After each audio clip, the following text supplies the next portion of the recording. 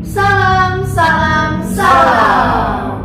Jumpa lagi bersama kami di Katekese Remaja bersama Pastor Terry Pondok Ban PR. Bersama juga Aca dan Jessica. Oke. Pastor, kan tadi Pastor bilang kalau Pastor merasa kecewa karena di saat akhir-akhir dari orang tua Pastor tidak ada di samping orang tua Pastor. Nah, Pastor, lalu kalau misalnya Pastor bertemu dengan seseorang yang mungkin sama seperti orang tua Pastor, kasih sayang yang berlimpah, apakah Pastor merasa mengingat kembali kenangan-kenangan yang lama, dan bagaimana cara Pastor mengatasi itu? Baik Aca, dalam kitab suci Petrus pernah bertanya kepada Yesus, kami ini sudah mengikuti Engkau, apakah yang akan kami terima? Kami sudah tinggalkan keluarga, sanak saudara, atau benda, apakah yang akan kami terima? Dan Yesus menjawab antara lain, kamu akan menerima 100 kali lipat ganda. Kehilangan orang tua, kematian papa dan mama bisa diganti oleh ibu dan bapak, siapa saja yang saya layani, yang saya temui, apalagi yang begitu baik pada saya. Saya melihat mereka dalam keluarga ini, dalam diri mereka, dan saya merasa itulah kiriman Tuhan untuk mendukung saya, untuk menopang saya. Sehingga orang muda jangan takut menjadi imam, jangan takut menjadi biarawati. Kita tidak diputuskan dari keluarga, kita dimasukkan dalam keluarga besar. Ya, ketika saya studi di Roma, saya menemukan banyak keluarga yang menolong dan membantu saya.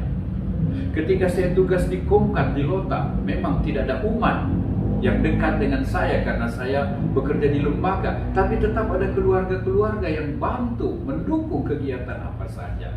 Ketika saya tugas di Tata Aran, saya senang sekali saya mengalami langsung bagaimana keluarga-keluarga umat mencintai, ya, membantu, dan juga di sini di Ignatius. Saya sangat berjumpa dengan banyak papa, mama, bapak, ibu, kakak, adik seperti kamu yang begitu mensupport, dan saya lihat ini adalah hadiah Tuhan untuk mendukung saya pada pilihan dan pada panggilan yang Tuhan percayakan kepada saya. Saya tidak takut, bukan cuma 100 kali lipat, 1000 kali lipat saya sudah terima dari Tuhan. Nah, oke Pastor, Jessica penasaran. Pastor punya kenangan yang nggak bisa Pastor lupakan waktu kecil? Kenangan yang tak terlupakan waktu kecil yaitu PPA. Dulu kami disebut misdinar. Saya ingat sebelum komuni tidak boleh PPA. Aduh, saya sedih sekali. Karena rumah saya persis di muka gereja. Gereja di atas bukit, turun-turun sebelah jalan rumah kami. Jadi tiap pagi 5:30 semua bunyi lonceng gereja. Ya, saya sudah melompat dari tempat tidur, cepat-cepat cuci muka atau mandi, lalu lari naik ke gunung. Kemana saya pergi? Saya bukan masuk dalam gereja. Saya bukan berdiri di muka gereja, tetapi di pintu sakristi. Tanya-tanya, kalau ada kakak yang tidak datang misdinar, bolehkah saya ganti? Tapi pertanyaan, belum boleh, kau belum komuni. Aduh, sedih sekali. Sampai sesudah saya komuni, saya diizinkan melayan, dan itulah momen saat yang paling bahagia. Saya merasa seolah masuk surga. Saya rasa seolah dekat sekali dengan Tuhan Yesus ketika hostia diangkat. Ya, saya senang sekali membunyikan lonceng, seolah-olah saya membangunkan semua orang. Ini Tuhan sudah hadir di konsekrasi. Bangunlah, menyembahlah, berlututlah. Begitu juga kalau misa sudah selesai, saya senang sekali di pinggir pastor, berjalan keluar dengan megah, dengan gagah. Mungkin inilah pengalaman paling indah dari masa kecil saya. Kamu juga putra-putri altar, bukan? Ya, semoga kamu juga punya pengalaman yang indah di sekitar altar. Amin. Pastor, Ya.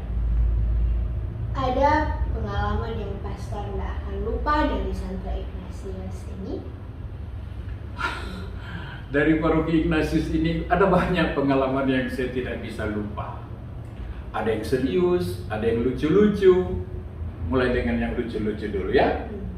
Yang lucu-lucu pertama ketika kita pergi mendoakan Ibu Dewi, ya, sekarang sudah almarhum ya, sudah meninggal ya. Kita tahu keadaannya, kita tahu rumahnya, dan waktu itu Natal.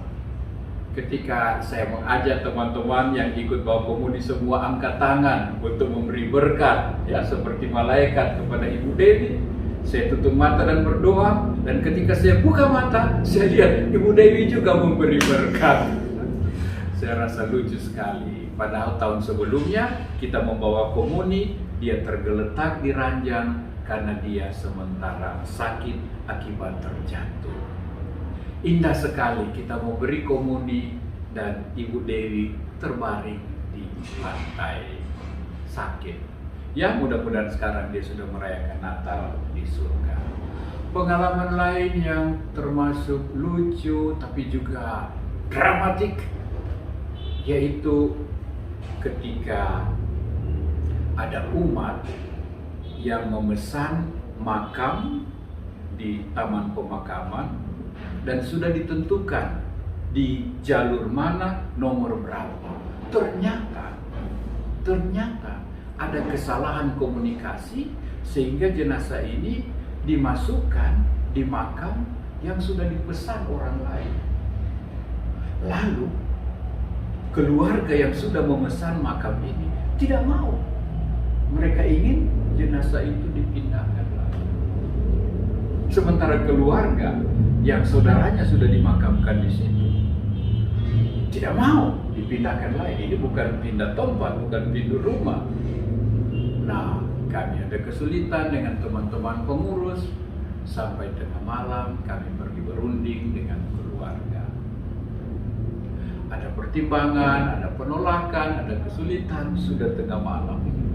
Belum ada jawaban, sebab besok sudah hari ketiga, hari keempat, bisa-bisa jenazah mungkin sudah berubah atau bagaimana, akan bisa lebih sulit. Sementara keluarga yang satu mati-matian minta untuk dipindahkan.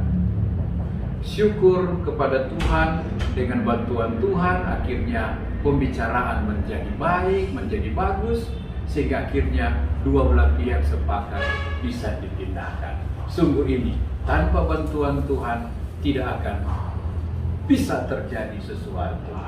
Tapi itu di mana Tuhan menolong selalu ada jalan. Boleh? Boleh. Pastor, adakah pesan untuk kita yang bercita-cita untuk menjadi biarawan, biarawati, imam, atau yang sementara sekolah? Ada, dan senang sekali membagikan. Pertama, peliharalah keinginan itu dengan doa. Ya. Ungkapkanlah selalu kepada Tuhan, Tuhan, jika Engkau berkenan, anugerahilah saya panggilan ini. Hamba-Mu siap seperti Bunda Maria. Ketika kecil, saya selalu berdoa. Setiap komuni kudus selalu doa saya, Tuhan Yesus, semoga saya cepat besar dan menjadi pastor. Sejak komuni pertama, inilah doa saya. Inilah doa saya terus menerus sampai akhirnya saya jadi pastor. Sekarang doa saya, Tuhan Yesus, semoga saya boleh jadi pastor yang baik. Itu dia. Jadi pelihara dalam doa. Kemudian, biar kecil, biar remaja, mulailah menghidupi tata cara cita-cita itu. Kalau saya punya cita-cita jadi imam, biar kecil saya sudah mulai menjadi imam di rumah, imam di sekolah, imam di kelas, memimpin doa, memberikan kata-kata yang baik, memberi support, membantu yang lemah, yang sakit. Ya, jadi imam kecil lah. Menjadi biarawati kecil, menjadi seperti Ibu Teresa, menjadi tangan yang menolong di mana ada tangan lain tidak mau menolong. Menjadi hati yang mengerti, hati yang berbelas kasih di mana hati-hati orang lain tertutup. Kita mulai mempraktikkan itu. Dan ketiga, bergaullah dekat. Kalau kau seorang anak laki-laki dengan seorang imam, frater atau bruder. Kalau engkau seorang wanita, punyalah sahabat dekat seorang suster. Ya, tempat kau bercerita, tempat kau sharing, tempat kau belajar. Itu saja nasihat saya. Niscaya Tuhan akan menyempurnakan. Amin. Iya. Demikianlah katekese istimewa kami bercerita dengan Pastor Terry. Pastor, jangan lupakan kenangan di Santo Ignatius ini bersama Jessica dan Aisyah. Iya, saya akan ingat selalu. Sekali katekese, tetap katekese. Salam, salam, salam.